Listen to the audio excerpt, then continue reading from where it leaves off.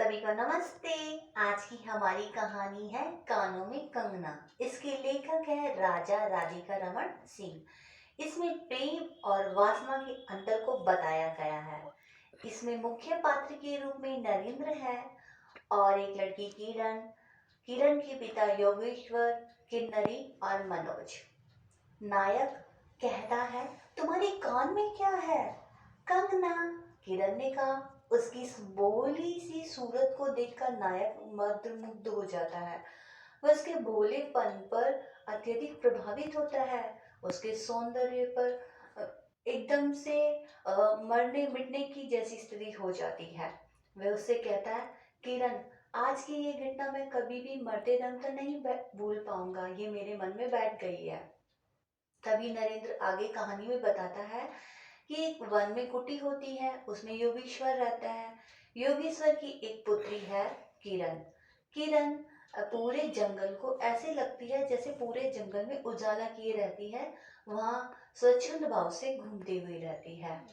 पिता के कहने पर नरेंद्र वहाँ पर धर्म की शिक्षा लेने गए हैं और आज आज के दिन नरेंद्र की शिक्षा की प्राणुभूति हो चुकी है और पिता के कहने पर वह एक जोड़ा पीताम्बर, स्वर्ण मुद्राएं और 2 कंगन लेके आता है।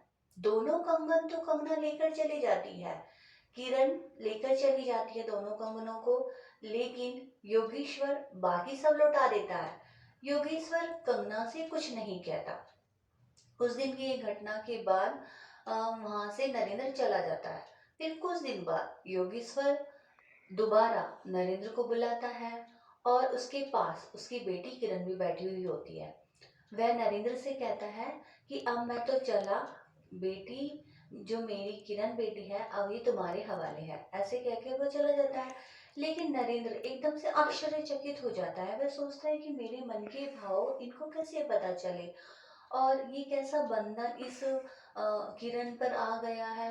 कहाँ तो ये प्रगति की गोद में स्वच्छंद घुमा करती है और कहाँ अब ये जगत के बंधनों में बढ़ जाएगी। आगे अपने घर पे उसे लेके आ जाता है। सजी धजी सी अब किरण घूमती रहती है। उसके मांग में सिंदूर है, माथे पर बिंदिया है, कुमकुम की बिंदिया लगाती है, गले में हार है और साड़ी पहने हुए ऐसी सजी धजी सी घूमती है जिसको देखकर नरेंद्र गदगद और प्रफुल्लित हो जाता है। नरेंद्र उसके लिए कभी कभी गजरे का हार ले आता है और विलायती फूल भी लेके आ जाता है।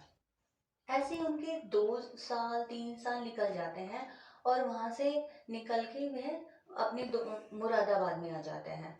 फिर मुरादाबाद में आने के बाद में वह एक दिन क्या होता है, अपने दोस्त मनोज के घर पे जाते हैं और वहां पर मनोज के साथ वो एक किन्नरी का नाच देखने जाते हैं। किन्नरी को देखते ही उसे लगा ये तो नाचने वाली नहीं नचाने वाली है। उसका हृदय उसने खींच लिया, वह गदगद हो गया। नरेंद्र उसके प्रति पूरी तरह से आकर्षित हो चुका था। अब कुल की प्रतिष्ठा, पत्नी का पवित्र प्रेम, सब कुछ उसमें उस जो अग्नि उसके अंदर जल रही थी उसमें भस्म होने लगा। अब अपने घर से एक एक सामान उस किन्नरी को ले जाकर देने लगा। बनारसी साड़ी, गले का हार और महंगे महंगे गहने सब उसने उस किन्नरी को जाकर दे दिए। एक दिन किरण को सब पता चल गया। फिर बेहोश होकर जमीन पर लेट गई। उसकी आंखों से आंसू टपक रहे थे। तभी वहां पर नरेंद्र आता है। नरेंद्र उसको देखता है लेकिन वो परवाह नहीं करता। वो सिर्फ किरण से ये चाहता है कि उसके पास यदि कोई गहना है तो वह जाकर किन्नरी को दे दे और अपनी जिस हताशा से लौटा है वो उसे पूरा कर दे। फिर वो किरण से कहता भी है कि किरण बताओ, लेकिन किरण नहीं बोलती। फिर वो जैसे ही उसके पास जाता है उसे पता चलता है वो तो मर चुकी है। अब उसकी सारी आंखों पे से जो सूज थी वो हट गई थी, उसकी पट्टियां खुल चुकी थी।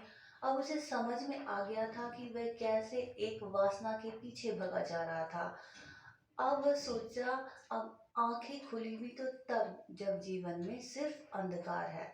ये कहानी यहीं समाप्त होती है। धन्यवाद।